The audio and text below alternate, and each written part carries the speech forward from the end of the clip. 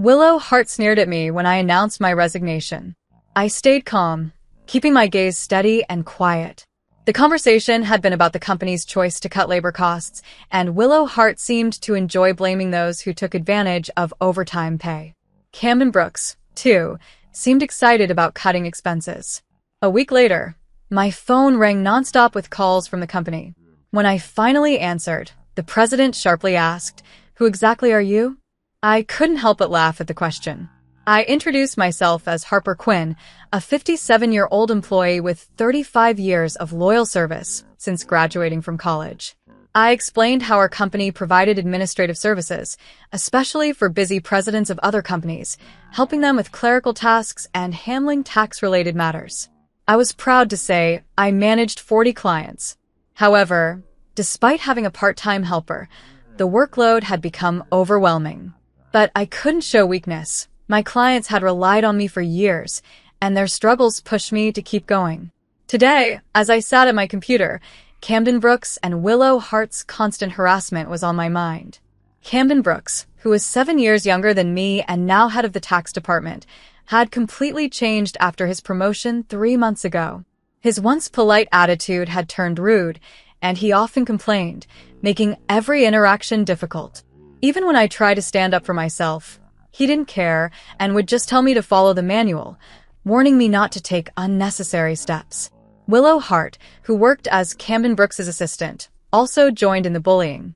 She criticized my work efficiency and made fun of my position, even though I had turned down the chance to become the department head, a fact neither Camden Brooks nor Willow Hart knew. I continued doing my job, but the harassment didn't stop. Camden Brooks accused me of working too much overtime, saying it was wasteful, and Willow Hart would sigh and agree, claiming that my overtime was hurting the whole department's performance. The reason for my overtime was that Camden Brooks had dumped a month's worth of client files on my desk, telling me they had to be done by the end of the month. After work, I looked at the pile of files, feeling exhausted. Wait, all these have deadlines this month? I asked myself in confusion. But before I could fully process the situation, Camden Brooks was already packing up his desk, uninterested in my concerns. "I'm heading out. Good luck with that," he said casually as he left the office, leaving me with an overwhelming amount of work. Willow Hart soon followed, adding to my frustration with a mocking laugh. As I sat there, I realized that some of the files had been Willow Hart's responsibility. That's when it hit me. Camden Brooks and Willow Hart were trying to push me into retiring. My extensive experience and deep knowledge of taxation made me a valuable resource for the rest of the department, even more than Camden Brooks. His unfriendly attitude and unattractive personality made people avoid him, except for Willow Hart, who seemed to stay close to him for strategic reasons. It was clear that Willow Hart was trying to impress Camden Brooks, and her harassment wasn't just personal. She wanted to win his favor, as he was the one evaluating the department's performance. Despite the challenges, I had to keep working, balancing my regular tasks with preparing tax declarations for my clients. The workload seemed endless, but I knew if I claimed overtime, Camden Brooks and Willow Hart would complain even more. So, I resigned myself to working extra hours without pay. Then, unexpectedly, I was called to the president's office. Our company had recently gotten a new president after the former president became ill. The new president, his son, didn't know much about the company yet. When I walked into the office, I saw Camden Brooks and Willow Hart smirking at me. The atmosphere was tense as the president dropped a bombshell. "Harper, we need you to resign by the end of the month." My head spun. I asked for more information, and it turned out that Camden Brooks and Willow Hart had accused me of overbilling for overtime. While others had around 15 hours of overtime, they claimed I had worked over 60 hours. The president, unaware of the real situation, seemed impressed by Camden Brooks and Willow Hart's zero overtime record. It was then that the truth hit me. The extra overtime was because I had been doing both Camden Brooks and Willow Hart's work. But if I told the president that, it might look like I couldn't manage my time properly. I calmly explained the situation, stating that I hadn't overbilled for overtime, but had simply struggled to finish the massive workload within regular hours. The president sighed deeply, unsure of what to do. He doubted my story, but admitted there wasn't enough evidence to take action against me. Even so, the weight of their accusations hung heavily in the air. He insisted that they couldn't keep someone who worked at such a slow pace. Resigned to the situation, it was clear the president had made up his mind. He suggested I resign, and there wasn't much left for me to argue. After dedicating 35 years of my life to the company, I was being asked to leave. A deep weariness washed over me. Despite all my hard work, especially the extra tasks dumped on me by Camden Brooks and Willow Hart, none of it seemed to matter. I agreed to leave at the end of the month, reminding the president that I had already informed him of my intention to resign. As I glanced at Camden Brooks and Willow Hart, their smug smiles told me they were more than satisfied with the outcome. Willow Hart, with her usual sarcasm, taunted me as I left the president's office, saying, "Thanks for quitting." Her words cut through me, but I kept silent, responding with just a steady gaze. Camden Brooks also made his approval clear, gleefully talking about how happy he was to cut labor costs. He even went as far as to label me someone who exploited overtime pay. As they chatted excitedly, I began thinking about the handover process. I needed to organize documents for all my clients and make sure everything was in order before I left. I personally said goodbye to as many clients as I could, ensuring appointments were set up where possible. For those I couldn't meet, I sent letters to let them know who their new point of contact would be. A week after my resignation, I was enjoying some quiet time at home when my phone rang. Seeing the company's number on the screen, I hesitated. I had already completed all my paperwork, including social insurance procedures, so I didn't see a reason to answer. However, after receiving several calls from both the company and Camden Brooks and Willow Hart's personal phones, I reluctantly picked up. The president's urgent voice came through the line. "Who exactly are you?" he asked again. I couldn't help but chuckle and replied, "Just an unemployed woman who resigned. That's all." His tone became even more anxious as he explained the chaos that had erupted since I left. 49 clients have called to stop doing business with us, he revealed, his panic evident. He practically begged for me to come back, saying everything had fallen apart. Sighing, I stood up and made my way back to the company. When I arrived, I saw Camden Brooks and Willow Hart waiting for me. They looked exhausted, with dark circles under their eyes and a noticeable change in their appearance. It surprised me, and I asked what was going on. Camden Brooks glared at me and said angrily, "Since you left, we've been flooded with calls. Clients are canceling transactions, not just yours, but also from companies we were planning to work with. What did you do?" Willow Hart, looking equally frustrated, echoed his accusation. Her weary appearance showed how much the situation had taken a toll on her. Both of them suspected I had done something underhanded to cause all the cancellations. I hadn't done anything wrong, but I had a feeling I knew why the clients were leaving. Thinking out loud, I mumbled my thoughts. Camden Brooks, however, wasn't satisfied with my explanation. He outright accused me of orchestrating the chaos and demanded I go with him to the president's office immediately. Without waiting for my agreement, he practically dragged me there.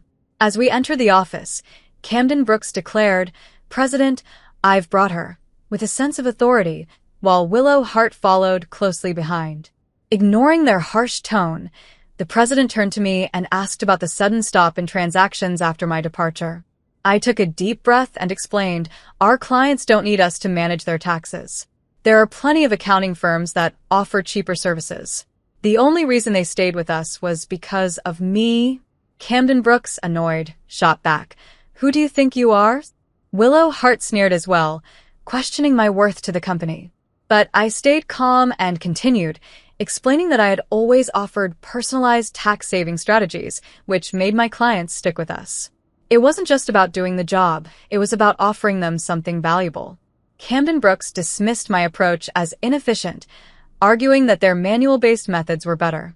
The president sighed deeply, recognizing that Camden Brooks and I had very different ways of doing things.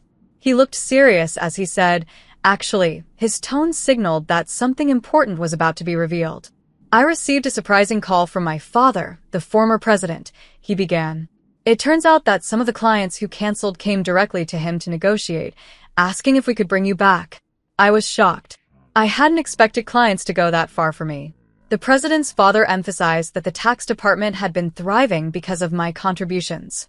Not only had I managed my own clients effectively, but I had also helped other colleagues with theirs. I knew more than even Camden Brooks did. The president added that if I hadn't turned down the promotion to department head, I would have been in a much higher position by now. The president's face showed regret. Willow Hart looked stunned, as if she was struggling with the idea that I could have been her superior. The president apologized for making me resign in the first place. Clearly realizing the mistake they had made, the president asked if I would consider taking back my resignation, explaining that, according to his father, I was indispensable to the company. While I appreciated this sudden change in perspective, I hesitated to accept. Before I could respond, Camden Brooks interrupted, visibly upset. He protested the president's decision, questioning why I was chosen over him. Willow Hart quickly backed him up, praising Camden Brooks's leadership and expressing disbelief that I was being favored. But the president wasn't having it. He sternly addressed them, revealing that since I had resigned, numerous complaints had surfaced from the tax department. It seemed Camden Brooks had been shifting his workload onto others, even handing off some of Willow Hart's work to subordinates. Camden Brooks's face turned pale as the president exposed the truth. Camden Brooks had been dumping his client work onto others while accusing me of being a salary thief. The irony of the situation became clear as the president explained how Camden Brooks had been manipulating the system all along. To make matters worse, the president brought up rumors about Camden Brooks and Willow Hart's romantic involvement. Camden Brooks tried to brush it off, claiming he was just mentoring Willow Hart as her superior. But the president wasn't convinced. He had receipts from the accounting department showing expensive dinners that Camden Brooks had charged to the company. Confronted with the evidence, Camden Brooks was at a loss for words, sweating profusely. Willow Hart turned ghostly pale, realizing the seriousness of the situation. The president accused them both of neglecting their duties, inflating expense claims, and violating company policy by having an affair, especially while Camden Brooks was married. In a calm but firm manner, the president announced their immediate termination. Camden Brooks and Willow Hart tried to resist. Camden Brooks, desperate, pleaded, "I have a family." Willow Hart echoed his sentiment, her voice shaking with fear at the thought of being fired. She promised to apologize to me and others for piling work on us, but it was too late. Her concern about her reputation only heightened her desperation. She begged for a second chance, but the damage was done. Sensing their desperation, I couldn't help but offer some advice. "Why don't you stop resisting? It's undignified," I said calmly. Camden Brooks glared at me and snapped, "Shut up. What would a single person like you know?" I sighed and replied, "Camden Brooks, you are the one who got me fired. It's just karma. What goes around comes around. Maybe it's time to take some responsibility." Camden Brooks looked away, clearly frustrated, while Willow Hart bit her lip in distress. I knew more about their misconduct and turned to the president with a smile, asking if I should share the rest. Both Camden Brooks and Willow Hart immediately panicked, trying to stop me from revealing more. But I issued them a warning. Wrongdoings eventually come to light, and they should face reality before things got even worse.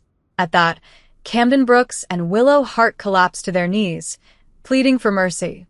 The president, however, had made up his mind and fired them on the spot.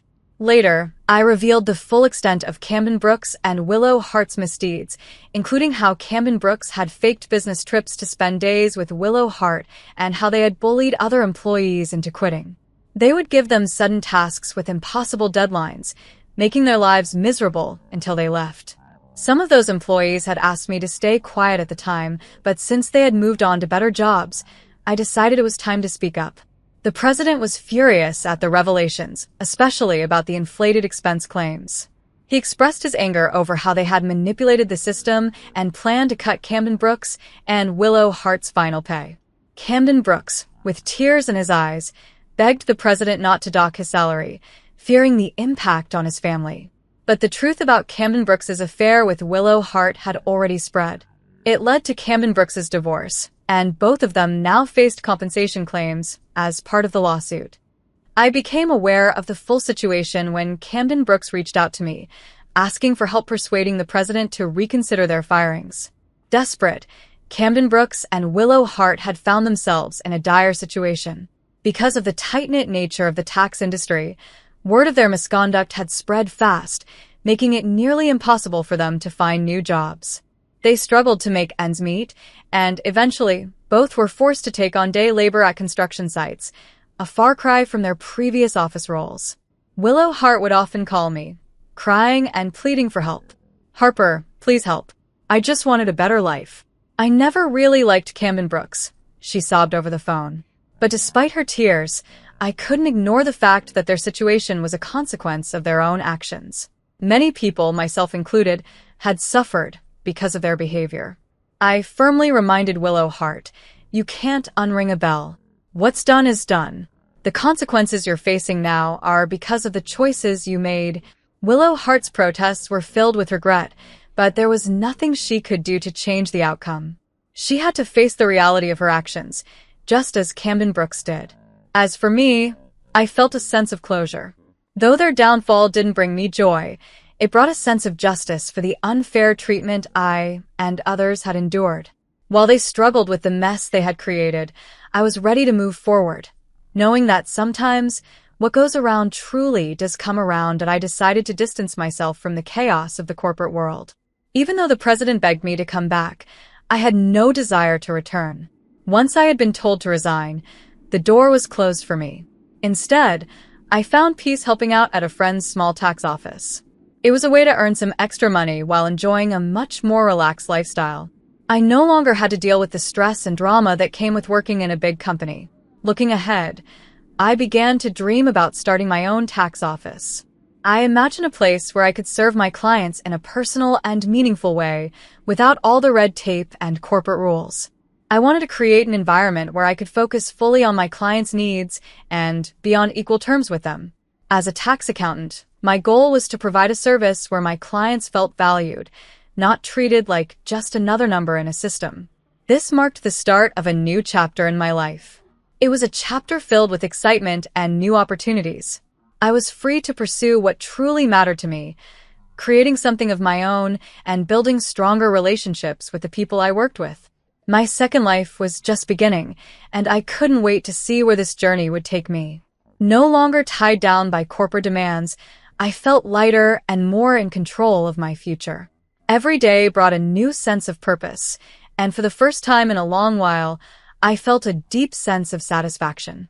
My focus was clear: to build a business where I could thrive and where my clients could trust that their needs were my top priority. As I moved forward, I knew this new path was the one I had been waiting for, a chance to grow both personally and professionally in ways I hadn't thought possible before. With a heart full of optimism and determination, I eagerly anticipated what lay ahead.